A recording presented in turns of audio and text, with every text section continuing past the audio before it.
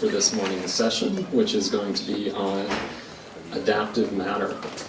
And yesterday our first scheduled speaker came up from Atlanta and brought Atlanta summer weather with him. Today, luckily, our first speaker is from San Diego, and so we have some San Diego summer weather visiting us today. So it's my pleasure to introduce our first speaker, Massimo Vergassola from UCSD. And he's going to be giving the first presentation, after which, of course, we'll have time for questions, and I look forward to more robust Q&A after our first speaker this morning. So, please.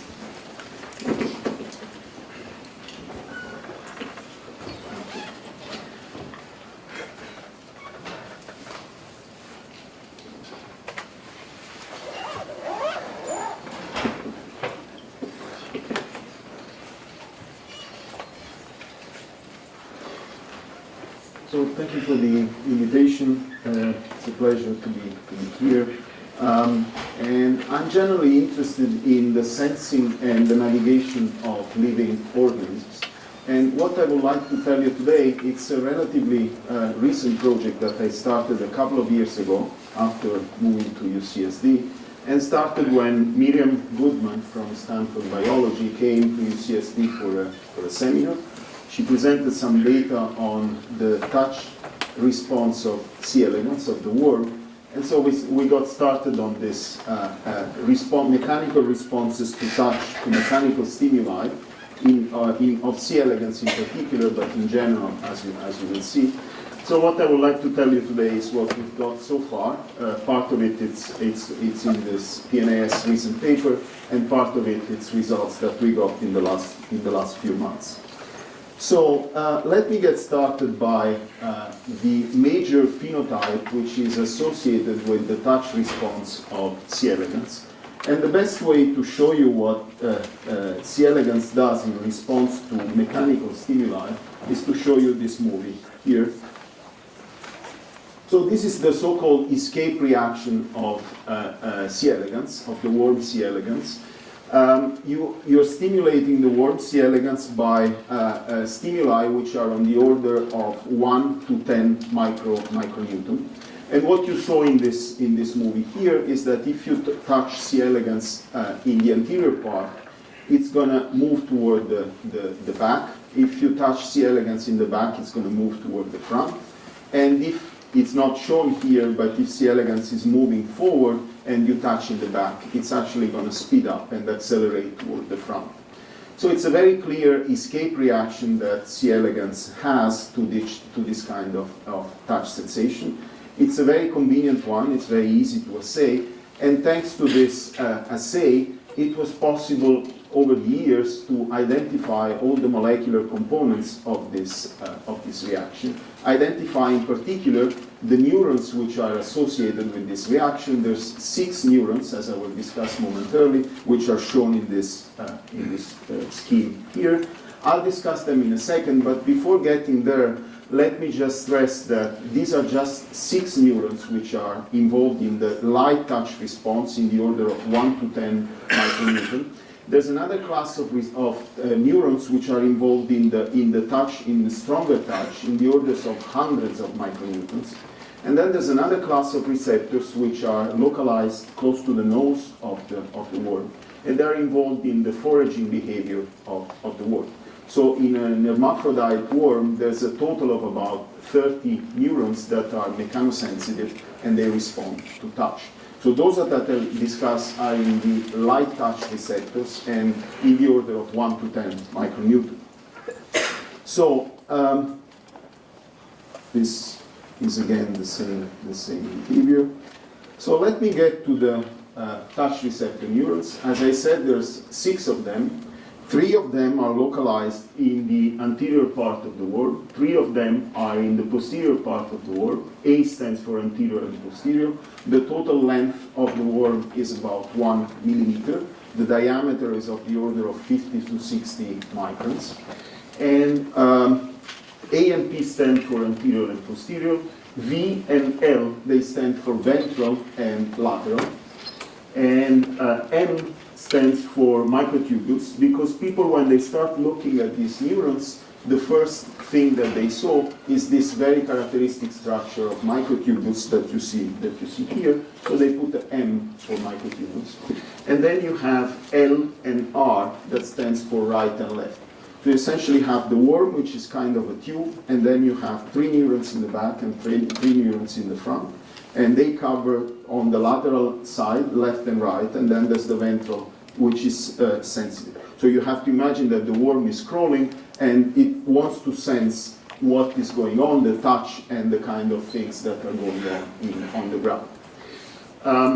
So these are the 6 neurons, and each one of these neurons actually has channels, which are these MEC4 sodium channels. So these are standard channels, amiloride sensitive channels. They open or close, and when they open or close, the ions, in particular the sodium, is flowing through the channel.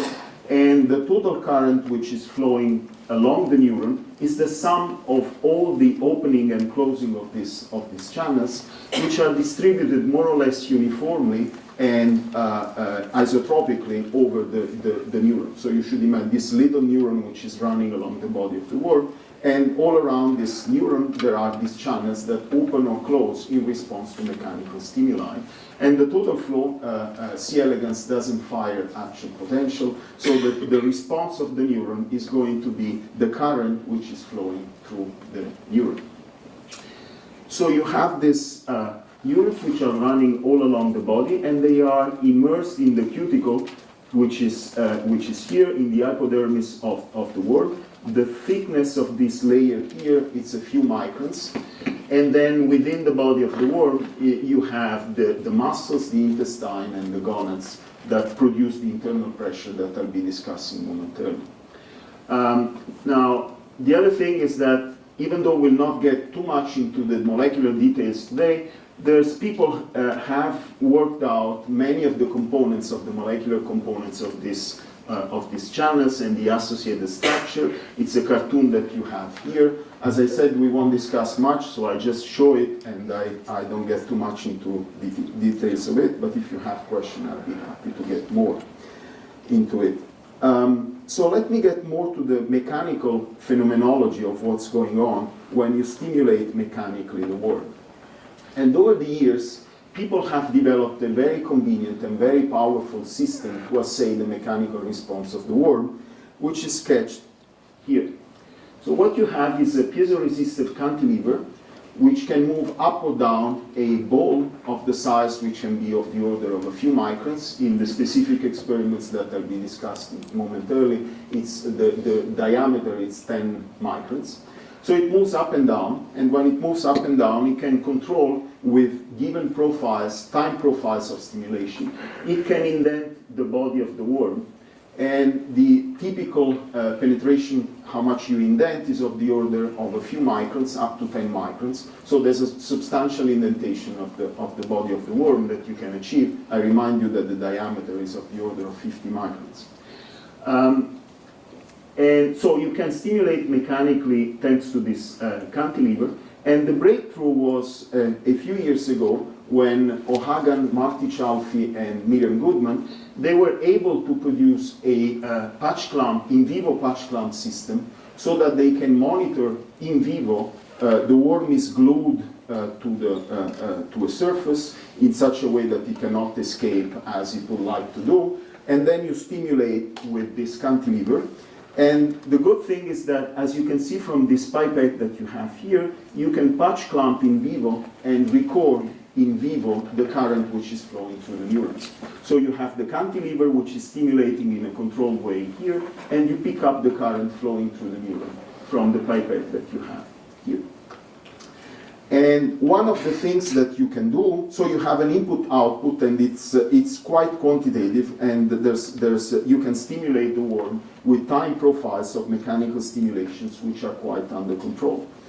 And one of the things that you can do with the worm, which certainly you cannot do with human skin, is the fact that you can change the mechanical properties of the worm quite easily. One of the things that you can do, for instance, is to take out the gonads and the intestine. And what you can achieve by doing this is that you can make the worm softer.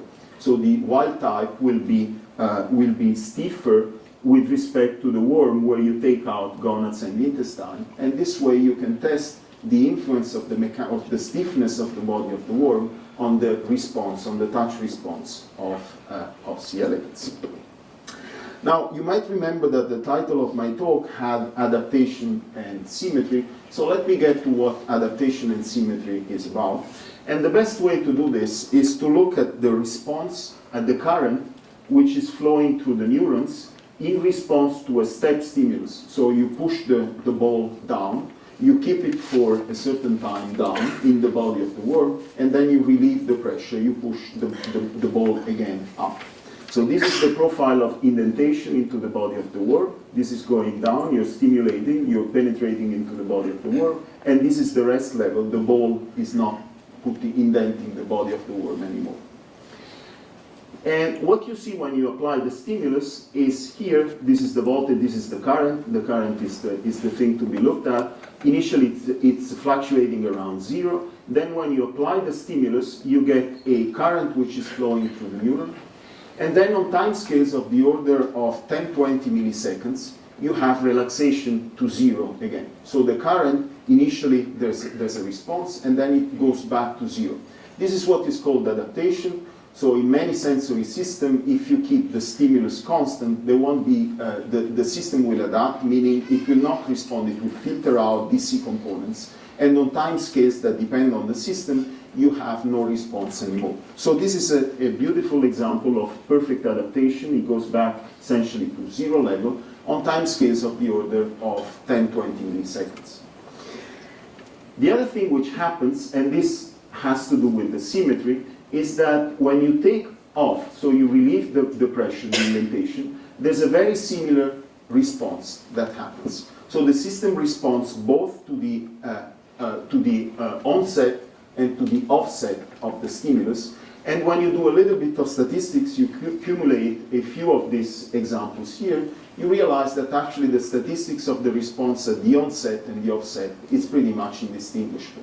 So there's a symmetry between the response at the onset and the offset of the force, which, as I will explain momentarily, is quite surprising for reasons that I'll get back to in a second. This adaptation and symmetry doesn't depend on the stiffness of the worm, as you can check by the experiments that I've told you before. So you apply a given force. Of course, the stiffness is going to affect how much you penetrate into the body of the worm. If the worm is soft, you penetrate more for a given force. But as you can see here, the time scale of adaptation and the fact that you have a symmetry at the onset and the offset of the response, these are statistical fluctuations that you see here, you get the same effect. I won't discuss much human, but just to point out that the very same effects, and that's why the worm is such a useful model system, the same effects and the same features are actually observed in the cells that are responsible for our touch sensation. In particular, there are two classes of cells, Meissner and Pacini cells, which are in our skin, in our fingers, and they have very similar properties. They're rapidly adapting, again on time scales of 10-20 milliseconds, and again they have a symmetric response at the onset and the offset of the stimuli. So adaptation and symmetry. Adaptation, as I said before, it's very common in sensory systems. For instance, in bacterial chemotaxis, in E. coli, it is observed the same kind of phenomenon for the response to the amino acid aspartate. If you keep constant the stimulus, E. coli will not respond to constant level. It just picks up on gradients. Not the same thing happens for other amino acids, but for aspartate, this is a property of E. coli.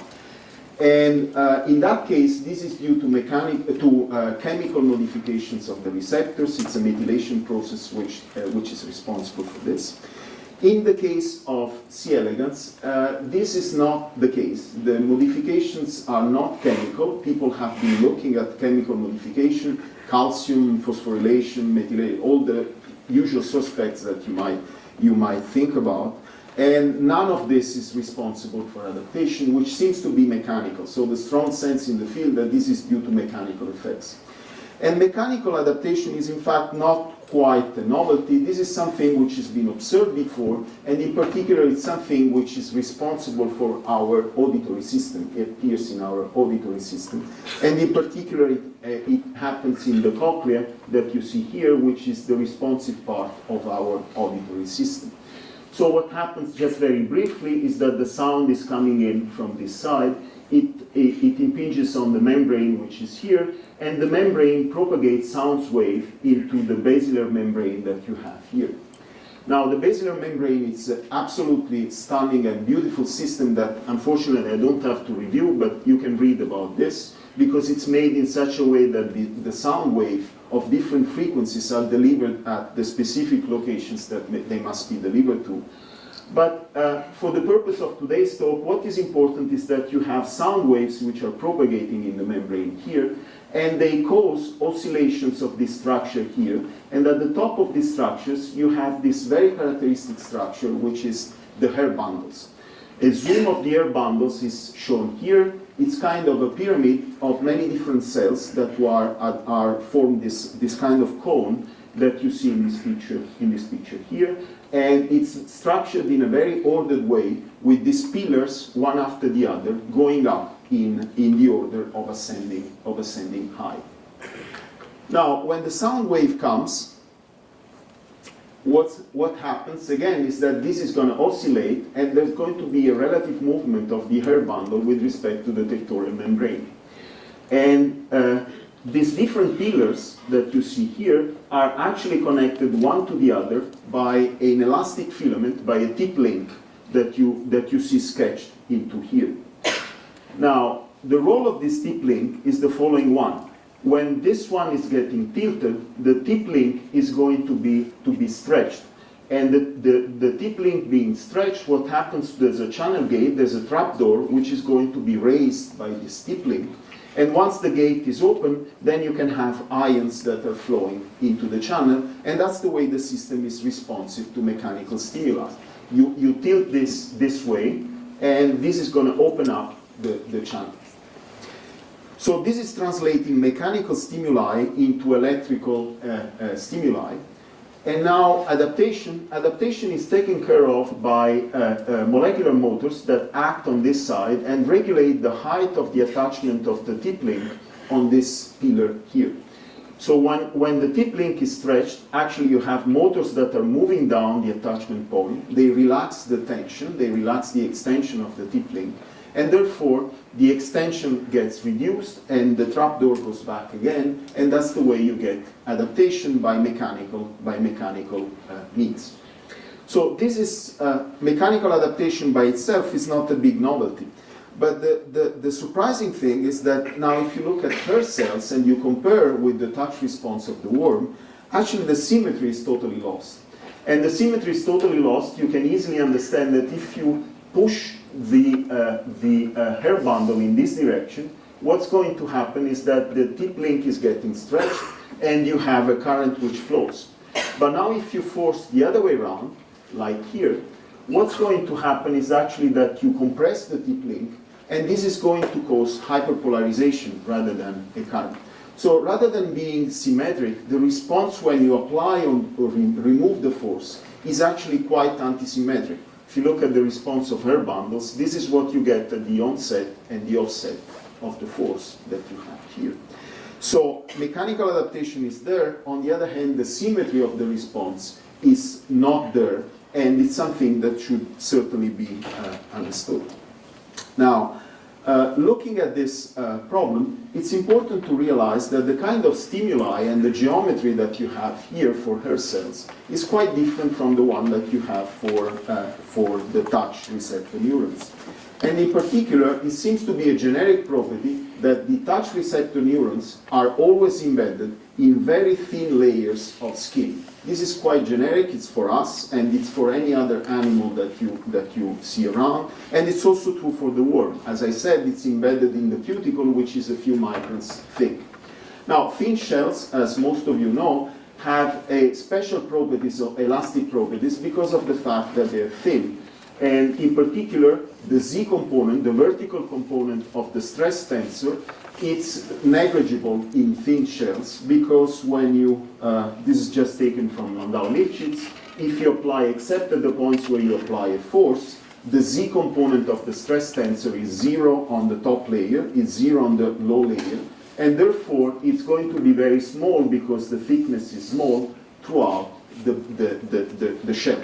And this is a very specific property of thin shells, and it's true as well as for the bending contribution that for the stretching contribution in membrane theory.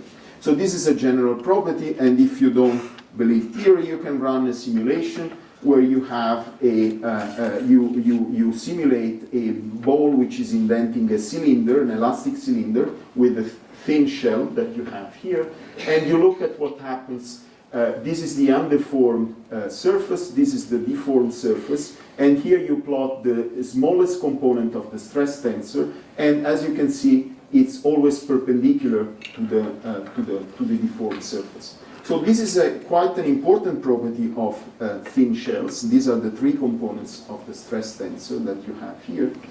And the way these simulations are done is by, as I said, you take a cylinder, you take a thin shell, and then you indent with a ball, and you have a finite difference scheme for 3D equations of elasticity that are shown here. As I mentioned, sigma is the stress tensor, and you have to take into account geometric nonlinearities because the indentation, as I said, is of the order, can be several microns, and the total radius is of the order of 50 microns. So certainly the surface is getting very strongly deformed, and you have to take into account this deformation, which is what this second term, U is the displacement, this second term is taken care of. So just to summarize, the relation between stress and strain is still linear, but you take into account geometric nonlinearities by this second term, which is shown here. The second thing, the other thing that you should know about this mechanics is that the body of the worm, the internal part of the body of the worm, it's actually producing an internal pressure. So this cylinder, C. elegans, is actually pressurized, and the pressure is quite substantial, is of the order of 40 kilopascal, and it's not fictitious. If you punch a hole into a worm, the worm is just going to explode, literally, if you punch a hole. So this is a real pressure, and the substantial one, 40 kilopascal, that must be taken into account for the mechanical properties of the worm. And when you run these simulations, you realize that values of the Young modulus that are consistent with the mechanical observations are of the order of 100 times this pressure here. Now, as I said, the important property is that the big difference between the hair cells and these touch receptor neurons is that actually in the case of the hair cells, you have these forces which are mostly the stimulus are going mostly perpendicular to the channel by this steep link. While, as I said before, in the case of the touch receptor neurons, the forces are running parallel, tangential to the surface of the worm, which is where the neurons are running. So there seems to be a fundamental difference, in geometric difference between the two cases. In one case, we mostly have vertical forces. In the other case, it's mostly tangential forces, which suggests a very natural way to actually obtain the symmetry and to discriminate between the two cases, which is the following one. In the case of the hair cells, as I showed you before, the mechanism of gating is essentially a hinged trapdoor that when you put the pressure, and this is going up, it's taking the trapdoor up with the forces here, while when you put the force on the other way, this is pushing on the trapdoor, which you have here. While in the case, an easy way and natural way to obtain the symmetry that I've shown you before is to replace the hinged trapdoor with a sliding trapdoor.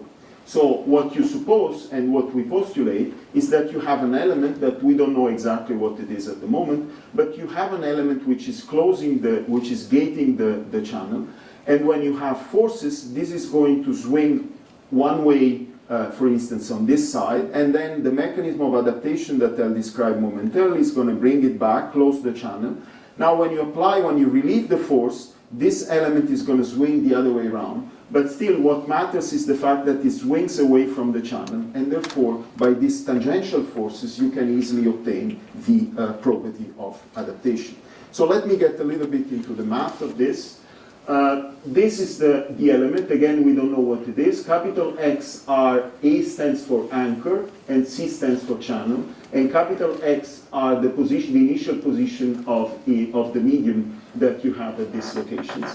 And when you apply the forces will generate local stresses, and these local stresses, because the mechanical properties of the different elements are different, they will move differentially one with respect to the other. So there will be a differential movement between the real position of the channel and the medium where originally was the channel, which will be proportional to local stress. Then there's an elastic restoring force, exactly like in the case of the hair cells, which when this is getting stretched, it's going to relax back to the original length. And then when this is moving into the medium, there's a friction force that you have. So these three simple elements, you put them together, you use the overdamped approximation, and you end up with an equation for x, for the stretching of this element, which has this form here. This is very simple, but it's already bringing the two things that we've seen before. If indentation is fixed, local stress will go to a constant, ddt is going to be 0, and this is going to relax to 0. I'm writing x actually should be a two-dimensional component in the tangential plane, just to simplify. If the velocity of indentation is reversed, what you're going to have is that you have the same forces, but the time derivative is changing sign. So what will happen is that x will change sign, but the elongation is the only thing that matters. So x or minus x is essentially the same thing. So if you suppose that the channel opens or closes has two states, and there's no need to invoke anything more than a channel at equilibrium with detailed balance and with rates that switch back and forth from close to open, with rates that depend on the elongation, on the absolute value of the elongation x. So this is enough to give us the symmetry. So you can look at this, for instance, in this, when you apply a step. This is the delta x and delta z are the elongation, are the two components in the plane, in the tangential plane of x, the displacement. And as you can see, when you apply the force here, there's a displacement, so the x is getting elongated in this direction, and then it relaxes back to the friction. And then when you take the force off, you swing the other way around, like here, and then you relax back to equilibrium. And this is the adaptation process. So you can get the qualitative features of adaptation and symmetry by having this kind of mechanism. So let's look more quantitatively whether this is able to reproduce quantitatively the time scales and all these quantitative aspects of the response. These are different steps, and as you might expect, when the step is higher, you get more response, the current is going up. And as you can see, the model is quite able to reproduce the time scales of this process and the two different properties that you have. Here, you can look more into what happens to the channels. So this is when you apply the force. This curve is the probability that the channel is in the closed configuration.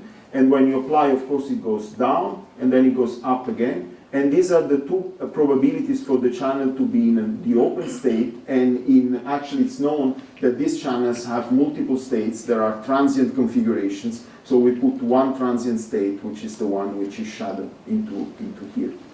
And that's how you create these currents. The channels are switching from the closed state to the open state where there's a finite conductivity of the system. Let me get to the ramp. The ramps, as you might expect, the faster, because of adaptation, if you go too slowly, there's no response, which is what you see here. And the faster you go, the more response you have, which is what you observe in these experiments. And you can predict what's going to be the peak current as a function of the velocity of the ramp. And this is what the data give over different worms, and this is what the prediction of the model with the same parameters as before is giving us.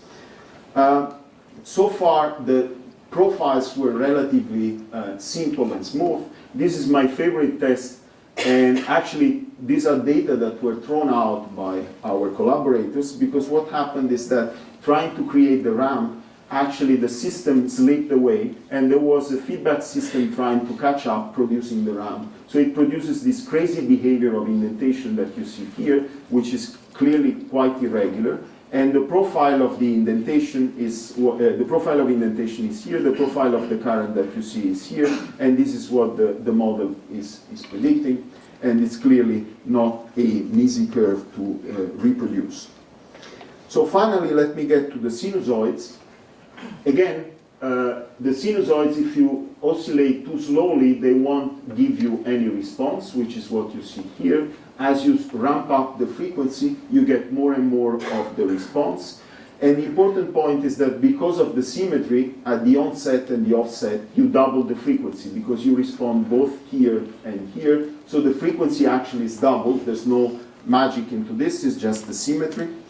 And finally, when you get at very high frequencies, because there's a time scale of the switch between the open and the closed configuration of the channels, they cannot follow anymore. So they saturate, they don't follow anymore, they go to a constant, which is again picked up by this kind of modeling. So let me just conclude. It's kind of surprising that such a simple phenomenology is already able to pick up that much. But clearly there's a lot to be more questions, open questions, that I put up here. I'll just discuss one thing, and then I'll be happy to take questions on the rest if you want. The prediction that we have is that the body of the world plus the touch receptor neurons, they will produce a bandpass filter. So the idea is very simple. As you've seen, these touch receptor neurons are acting like high-pass filter because they filter out the low frequencies because of adaptation. Now, the body of the worm, on the other hand, it's acting like a low-pass filter, expectedly, because what's going to happen is that if you keep the force constant, the amplitude of the force constant, but you ramp up the frequency. So you keep the amplitude, but the frequency is higher and higher. At a certain point, the body of the worm will not be able to follow anymore and will dump the amplitude of the reaction of the indentation that you have. So what you expect is that for a given force, if you increase the frequency, the amplitude of the indentation will go down. And therefore, if you combine a high-pass filter with a low-pass filter that you have here, you will come up with the band-pass filter that we predict will have a peak around 1 kilohertz. And this is being tested with ultrasounds, and this seems actually to be in pretty good agreement with what we have. So that's all I had to say, and this is knowledge my collaborators, and thank you for your attention.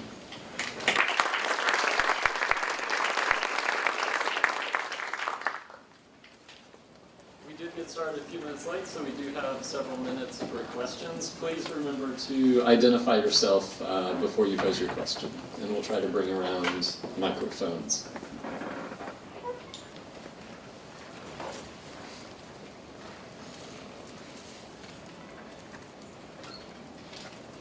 My name is Frank Jüliche. You have emphasized the asymmetric response in the case of auditory hair bundles as compared to the touch sensors you're discussing. Now, in principle, one can also build systems with a symmetric response with a mechanism similar to hair bundles by symmetrizing them, sort of having two mirror images working together. And such a scenario has been proposed in insect hearing, where such a symmetry exists. So this could be an alternative way to analyze the data. Yes. It's actually, it even happens in development.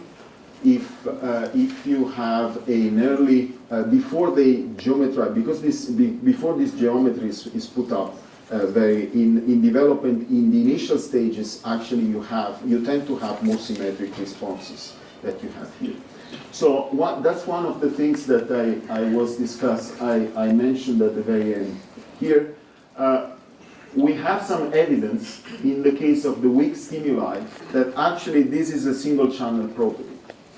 But it's something that we would like to investigate more. So when you stimulate with weak stimuli, we have some preliminary evidence that says that rather than symmetrizing, it's more a property of the single channel. But this is something that we have to work out more. So the idea will be they seem to give some weak stimuli, and then to look whether the single channel is going to respond in a symmetric way or antisymmetric way. And the way this is going to be done, we have two ways of doing this, which is, let me go back to the word.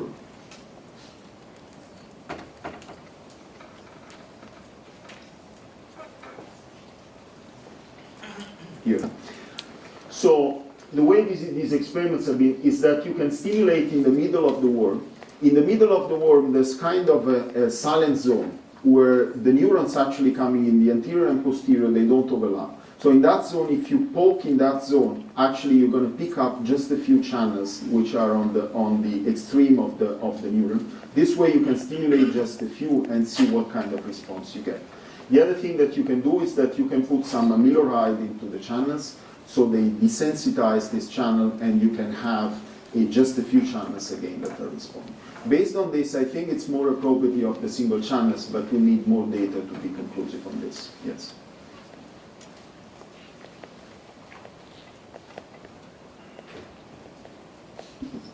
Aditya Banerjee.